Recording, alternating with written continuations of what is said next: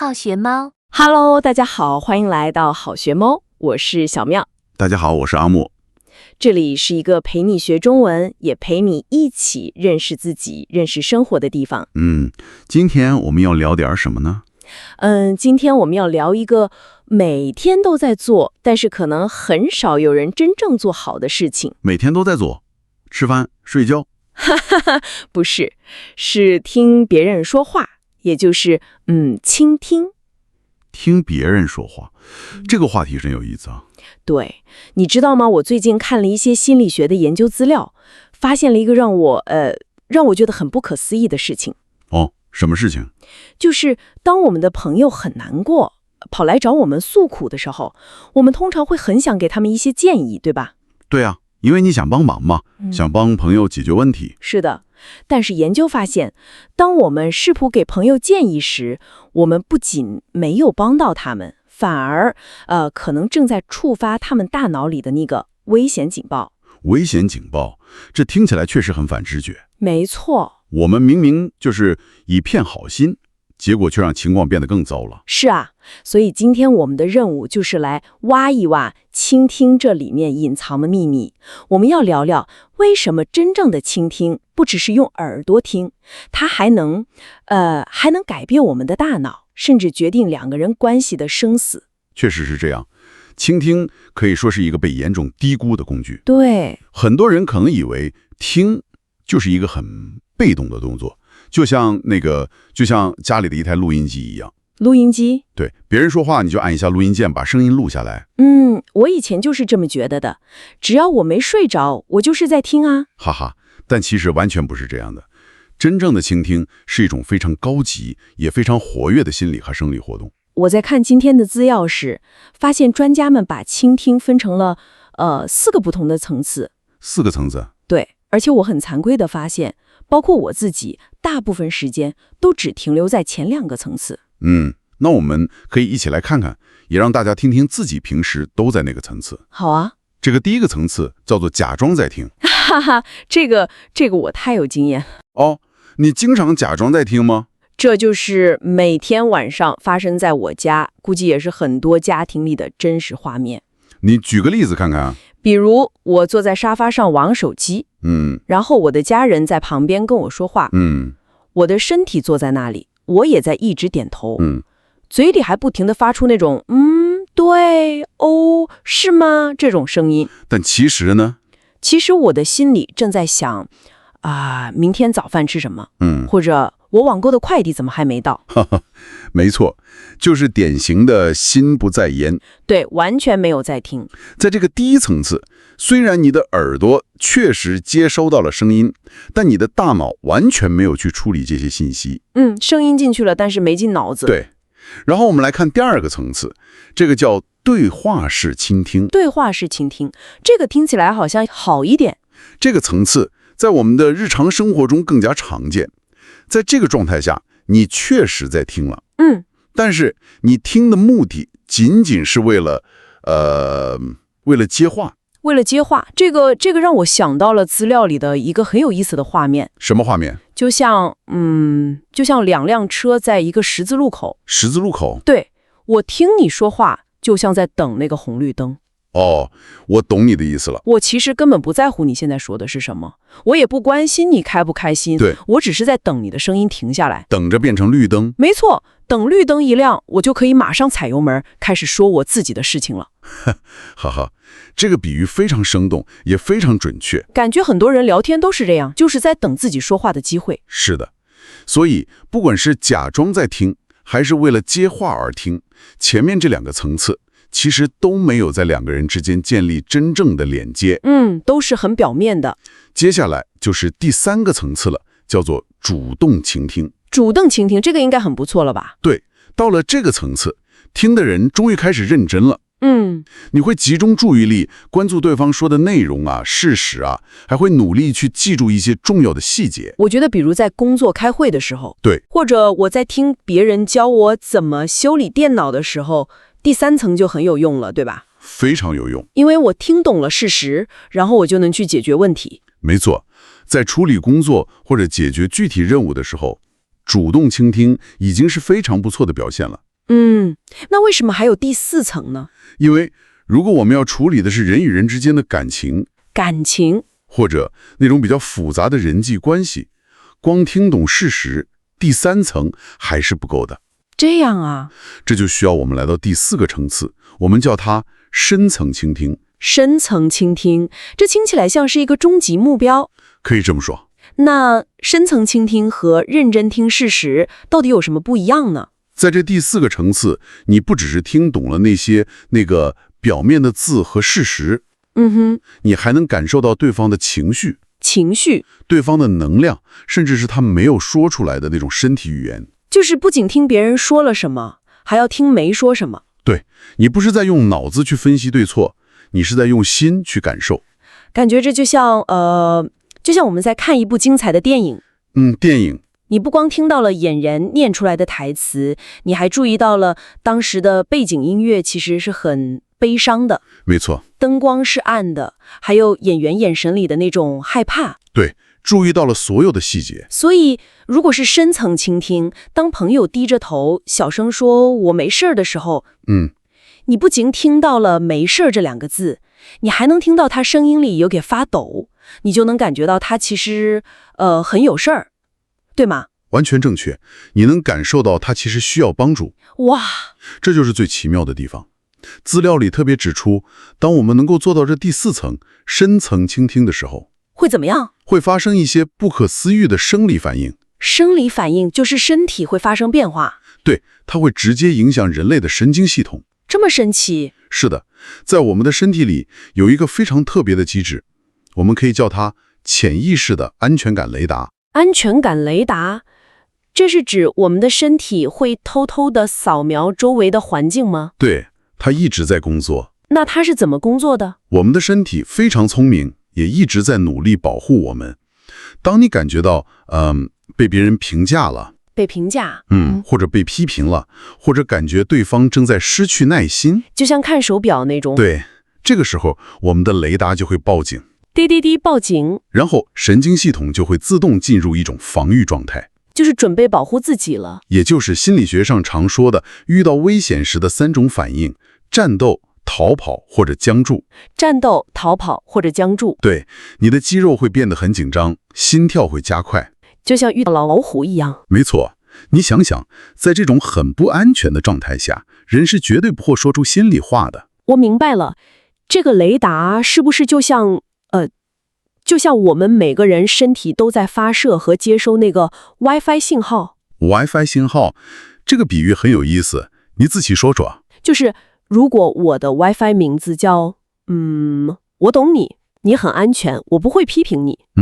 对方的雷达如果扫描到了，觉得这个网络很安全，就会自动连上我的 WiFi。对，连上了，然后就开始安全地下载他们内心最深处的情绪，可以这么理解吗？这个 WiFi 的比喻太棒了，确实是这样。深层不带评判的倾听，能通过你的眼神、你很放松的坐姿，还有你温柔的声音，向对方的神经系统发送这种安全信号，就是告诉他别怕，这儿很安全。当对方接受到了，他们的身体就会真正放松下来，放下防备。只有在这个时候，沟通才是真实有效的吧？没错，只有在这时候，你才能听到真话。哇，那如果我是一个带着焦虑去听别人说话的人呢？比如在工作里，我是一个部门经理，然后我的员工遇到困难来找我求助，很忙。对，我就一直想，哎呀，快点给他一个解决办法，让他赶紧走吧，别耽误我时间。虽然我嘴上什么都没说，但我的 WiFi 信号是不是已经变了？绝对变了。真的？对，如果你自己很紧张、很焦虑，不停地看手表，或者那个身体一直往前倾，想打断它。我经常这样。这种焦虑的 WiFi 信号就会被对方的身体立刻接收到。这么敏锐，员工的安全雷达就会觉得，哎呀，这里有危险，老板不耐烦了，要生气了。那他们会怎么办？于是他们就会立刻关闭自己，随便说点好听的，把真正的问题藏起来，然后赶紧跑掉。天哪！难怪有时候我越是着急想帮朋友解决问题，朋友反而越是不高兴，甚至都不想跟我说话了。是的，原来是因为我那种急躁的信号破坏了他的安全感。你发出了危险的信号。可是，既然深层倾听这么好，能让大家都放松，为什么我们在生活中总是做不到呢？这个也是有很多原因的。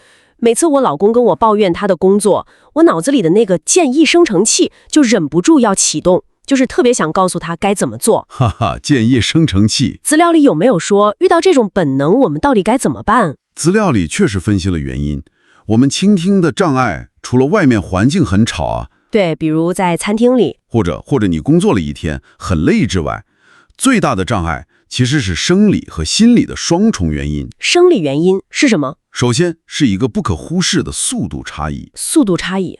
你是说说话的速度？对，我们在听别人说话的时候，大脑处理信息的速度比别人说话的速度快太多了。这个速度差大概有多少呢？人的大脑1分钟大概可以轻松处理500个字以上的信息。500个字，但是一般人正常说话的速度，1分钟只有大约125个字。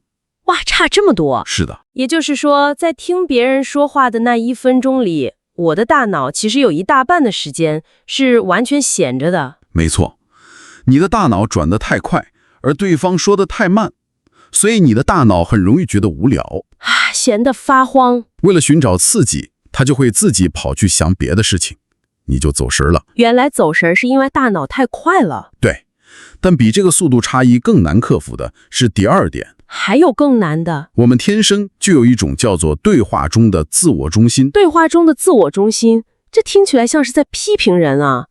意思是我们在聊天的时候，本质上都是自私的吗？其实，这不是在说我们道德上自私，这完全是大脑的生理机制在作怪。大脑怎么了？科学研究表明，当我们谈论自己的经历、自己的想法时，大脑里的一个奖励中心就会被激活。奖励中心，它会分泌出一种物质，让我们觉得非常快乐。所以把话题抢过来转移到自己身上，其实是大脑在追求一种本能的快乐。是的，这就像看到桌子上有一块很好吃的巧克力，身体就本能的想去拿来吃一样。说话也是在吃巧克力。解释得非常准确。所以就像我们刚才说的，那个为了回答而听，等红绿灯那个。对，在别人还没说完的时候，我们的大脑已经在为了得到那种说自己的快乐，偷偷准备反驳的话了，或者准备给出一个非常聪明的建议，为了显摆一下。对，就是这样。可是等一下，我要提出一个非常真实的疑问。你说，当朋友跟我抱怨一件事的时候，比如他很伤心的跟我说，我今天工作太累了，老板无缘无故骂了我一顿。朋友很委屈。我马上就会分享一个我遇到的类似的事情嘛。你会怎么说？我会说，哎呀，我太懂你了，昨天我老板也骂了我，我比你还惨呢，他不仅骂我，还扣我工资。我这么说其实是想告诉他，我懂你，我也经历过这种痛苦呀。赵明明是想表达关心，想跟他拉近距离。难道资料里认为这样也是错的吗？分享自己的经验，目的是为了表达关心，这本身是没有错的。那错在哪里呢？时机非常重要。时机？如果你在错误的时机分享，结果会完全相反。错误的时间，那什么时候才是对的时机？什么时候是错的时机？当你的朋友还在生气或者还在难过的时候，他们的情绪还没有完全释放出来，还没有觉得我被听见了。他的气儿还没撒完。如果在这个时候你太快太着急把话题转到了自己老板身上，会怎么样？对方不仅不会觉得你懂他，反而会觉得你在抢他的风头。抢风头？对，或者觉得你在轻视他的痛苦，好像在说你那点事儿算什么，听听我的吧。我好像有点懂了，就像他的情绪本来是主角，还在舞台上表演呢。对，结果我突然跳上台，把那个灯光全都打在了我自己身上，开始说我的故事。没错，聚光灯被你抢走了，那他就没有空间继续表达他的难过了，他只能被迫听我抱怨老板。就是这个道理。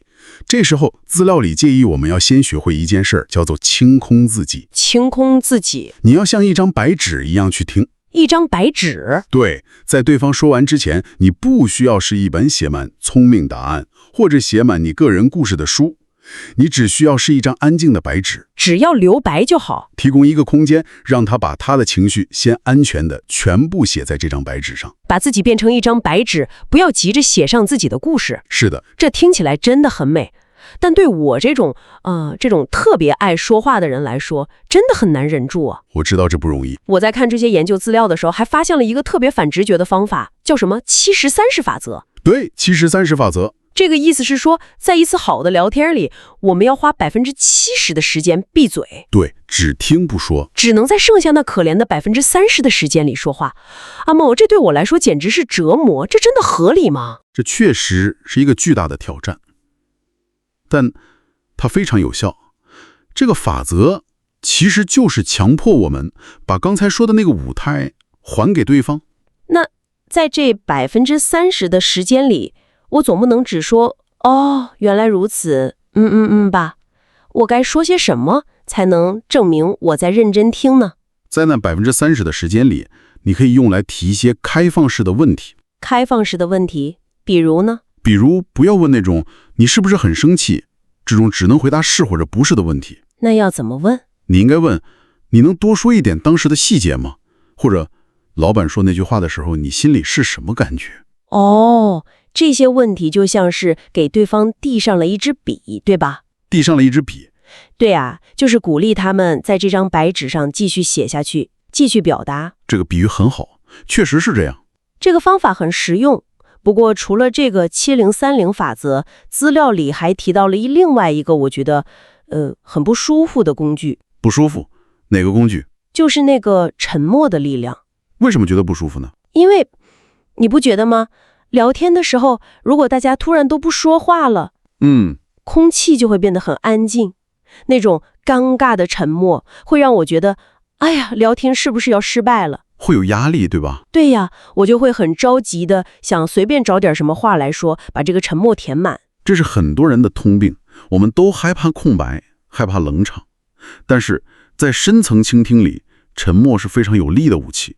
武器？是的，当对方回答完一个问题，或者当对方低着头说，哎，我不知道该怎么办的时候，我就想马上告诉他该怎么办。千万不要马上接话，学会忍受几秒钟的安静。为什么要忍受这种尴尬呢？因为很多时候，当一个人说我不知道的时候，往往不是真的脑子里一片空白。那是什么？而是他们正在面对非常复杂的情绪，需要更多的时间去整理思路。哦，他在整理信息。如果你为了打破尴尬，马上就开口说话，你就打断了他们最深层的思考。